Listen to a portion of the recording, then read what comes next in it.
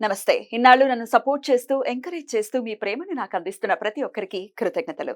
అలాగే ఈ వీడియో కూడా ఖచ్చితంగా మీకు ఉపయోగపడుతుంది. లైక్, షేర్ అండ్ సబ్స్క్రైబ్ చేసి మీ సపోర్ట్‌ని నాకు అందించండి. అలాగే ఈ వీడియో పట్ల మీకున్న అభిప్రాయాన్ని కామెంట్ సెక్షన్‌లో కామెంట్ చేసి తెలియజేయండి.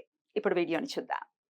నమస్తే. Welcome to our channel. నేను పద్మిని. ప్రస్తుతంతో పాటు ప్రముఖ ఆధ్యాత్మికవేత్త, ప్రముఖ న్యూమరాలజిస్ట్ లక్ష్మీ నరసింహస్వామి ఉపాసకురాలు శ్రీమతి స్రవంతి గారు మనతో పాటు ఉన్నారు. మాట్లాడదాం. నమస్తే అక్క.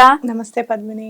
అక్క, శత్రువులకి సంబంధించి రకరకాల వీడియోస్ చేయటం జరిగింది. మీరు ఎన్నోసార్లు చెప్తున్నారు, శత్రు భయం పోవాలన్నా, శత్రువుల నుంచి మనం బయటపడాలన్నా ఏం చేయొచ్చు అనేది చాలా సార్లు చెప్పాం. ఎవరు చెప్పినా, ఎవరితో మనం వీడియోస్ చేస్తామన్న ఛానల్లో ఎస్పెషల్లీ చెప్తే డెఫినెట్ గా అవతల పక్కన వాళ్ళకి ఎలాంటి హాని జరగకుండా మనం సురక్షితంగా ఉండాలన్న థాట్ ప్రాసెస్ తోనే ఎవరైనా చెప్తారు. అదే సమంజసం కూడా.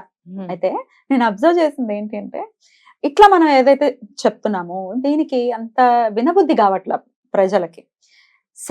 మీ శత్రువు నాశనం అయిపోవటం కోసం ఏం చేయాలో తెలుసా అని thumbnail పెడితే మిలియన్స్ ఆఫ్ వ్యూస్.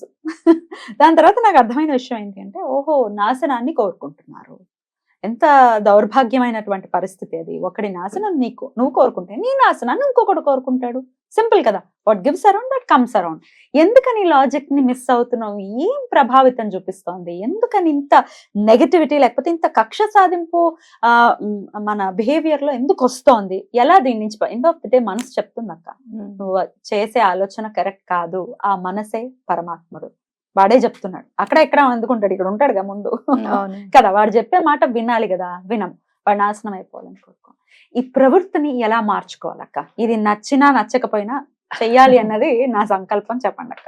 ఇప్పుడు ఎప్పుడైనా కూడా అందరము ఏమనుకుంటాము అని అంటే, నన్ను చాలా బాధ పెట్టాడు, వాడు ఎందుకు అలా బాధ పెట్టాడు అని ఆగకుండా వాడు సర్వం ఇదైపోవాలనుకుంటాం.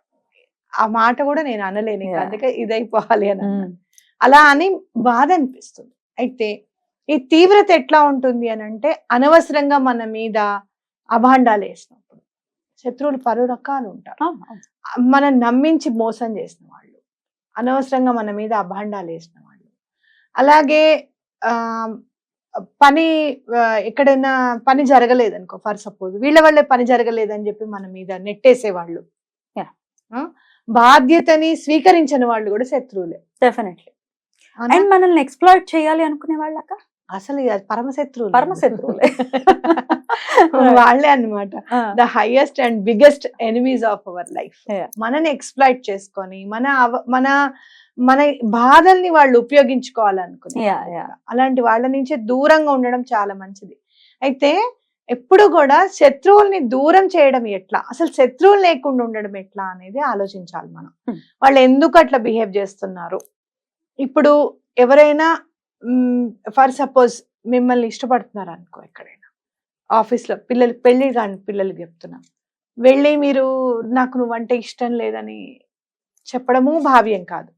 అలా అని అతను ఇష్టపడుతున్నాడు అని తెలిసిన తర్వాత మనం అది తెలియనట్టుగా ఉండడం కూడా భావ్యం.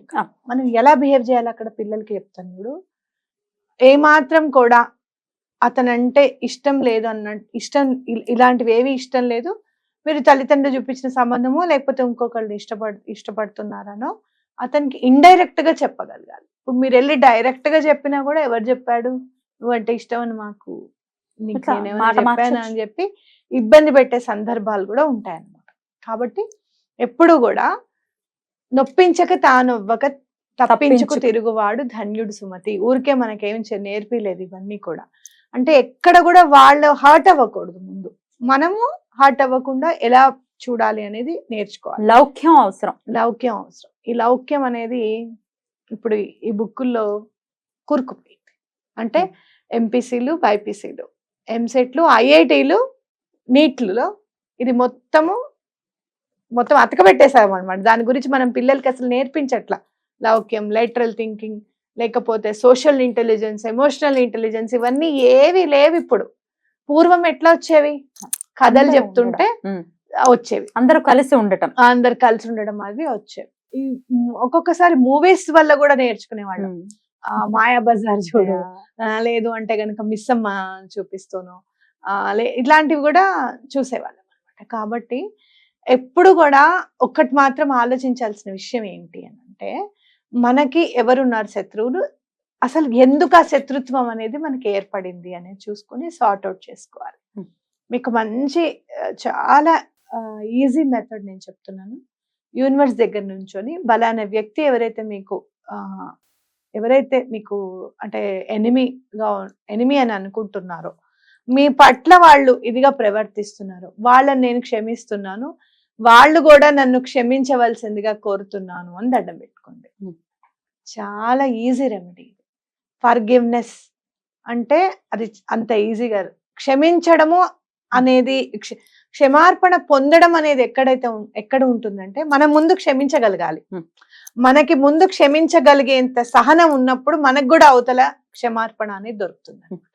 అతని వ్యక్తికి యూనివర్స్ తప్పకుండా అమ్మాయిని వదిలేసే అనే స్ఫురణ కలిగిస్తుంది, అతన్ని వదిలేసే అనే స్ఫురణ కలిగిస్తుంది అనమాట. లేకపోతే ఎట్లా అయిపోయిందంటే ఇవాళ రేపు ఆఫీసుల్లో బాగా సతాయించేసుకుంటూ విపరీతంగా వీళ్ళు ఉద్యోగాలు మానలేక, వాళ్ళు ఉద్యోగం మానేస్తే బాగుండు అనేంత కోరుకుంటున్నారు.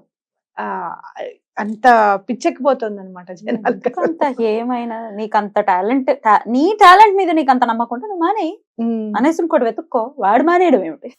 వాడు కాకపోతే ఇంకోటి వస్తాడు ఇబ్బంది పెట్టేవాడు. ఇంకో ఆఫీస్ లో ఇంకోటి ఉండొచ్చు. ఎంతమంది మానేయాలి? ఎన్ని చోట్లకి నువ్వు మానుకో. అంటే ప్రత్యామ్నాయం దారి లేక కూడా ఈ ఆలోచనలోకి వెళ్ళిపోతున్నారేమో అని కూడా అనిపిస్తుంది. కానీ అవతల వాడి నాశనం కోరుకోకూడదు కదా, ప్రయత్నపూర్వకంగా. నేను ఇందాక అడిగిన ప్రశ్న కూడా అదే, ఈ ప్రవృత్తిని ఎలా మార్చుకోవాలి అని అంటే మీరు వాడి దగ్గర నుంచి ఇబ్బంది పడకూడదు కదా. ఇప్పుడు ఎవరినన్నా తప్పమ్మా అట్లా చేయకూడదు అని అంటే నువ్వు వాడమ్మా, నువ్వైతే వెళ్ళి కూర్చుంటావు, చెప్తావు, సరిపోతుంది. ఇప్పుడు ఆల్రెడీ టైప్ చేస్తుండాలి ఇలాంటి కమెంట్. మేము అలా కాదు కదా, మేము వెళ్ళి బాధపడుతున్నాం, మేము ఎంత పని చేస్తున్నా కూడా నువ్వు చేయలేదు అంటున్నాడు. వారానికి ఒకసారి మాకు పని ఒప్పజెప్పాడు, ఏమైంది పని చేయలేదు ఏంటి అంటే నేను ఆ అమ్మాయికి ఒప్పజెప్పేశానని చెప్పి చెప్తున్నాడు. నేను ఎంత చెప్పినా మా మేనేజర్ వినట్లేదు, నేను ఏం చేయాలి మరి? అమ్మా నేను కూడా ఇదే ఆఫీస్ లో ఫేస్ చేశా, నీకు తెలుసు. కానీ అని తీసేయాలనో లేకపోతే నేను ఇట్లా కాదు, ఎదుర్కోవాలి కదా. కొన్ని పరిస్థితి భలే ఫన్నీ థింగ్ అది. ఇప్పుడు ఫన్నీ, అప్పుడు చాలా స్ట్రెస్ఫుల్ గా. ఇట్లా వదిలేసే పద్మిని అని అన్నప్పుడు అనిపిస్తుందా ఎప్పుడన్నా? ఏం వదిలేసేది మీకు తెలుస్తే మనం అదుటివాడు బాధపడుతున్న వాడికి తెలుస్తుంది బాధ అని ఖచ్చితంగా ఉంటుంది అనిపిస్తుంది. మీరు ఏం చేస్తారు అని అంటే, ఎవరైతే మిమ్మల్ని ఇబ్బంది పెడుతున్నారో అతనికి సారీ చెప్పండి. నన్ను ఎందుకు నువ్వు ఇబ్బంది పెడుతున్నావు నాకైతే తెలియదు, ఐఎమ్ సారీ. అంటే ఫేస్ టు ఫేస్ యూనివర్స్ కి దండం పెట్టుకొని ఐఎమ్ సారీ. ఎటువంటి ఫేస్ టు ఫేస్ ఏం చెప్పలేం పద్మిని ఈ రోజుల్లో ఉంది కదా. ఇగోని కాదు, అవతల వాడు కూడా యాక్సెప్ట్ చేయాలి కదా.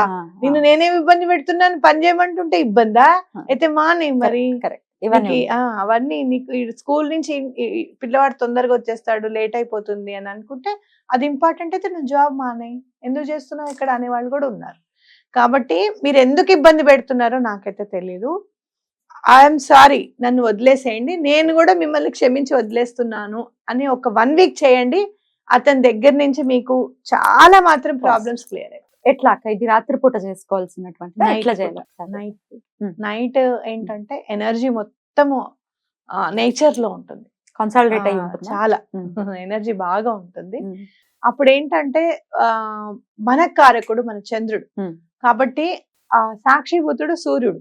ఎలా చేస్తున్నాడో చూడు స్వామి అని అంటే అది వేరుగా ఉంటుంది. కానీ మనకారకుడు చంద్రుడు కాబట్టి మనసుని మారుస్తాడు, ఇటు మారుస్తాడు, అటు మారుస్తాడు. తప్పకుండా మీకు రిజల్ట్ ఉంటుంది. సో చంద్రుడిని చూస్తూ నాయన నువ్వే, నాదేం మిస్టేక్ లేదు, ఇలా జరుగుతోంది ఆఫీసులలోను, ఇక్కడ ఇళ్లలోను, పక్కన నేబర్స్ ఉంటారు, అసలు జీవించడమే చాలా కష్టం అనిపించేటట్టు చేస్తారు, బయటికి రారు. ఇప్పుడు తగ్గింది కానీ ఇది వరకు నేబర్స్ నుంచి ఇబ్బంది పడే వాళ్ళైతే చాలా మంది ఉన్నారు. ఇప్పటికే నిన్న మధ్య నేను చూసాను అక్క కమెంట్స్, దాని గురించి ఒకసారి వివరంగా నెక్స్ట్ ఎపిసోడ్ లో మాట్లాడుకున్నాం. అలాగే ఏమిటో ఎటు పోతున్నాము.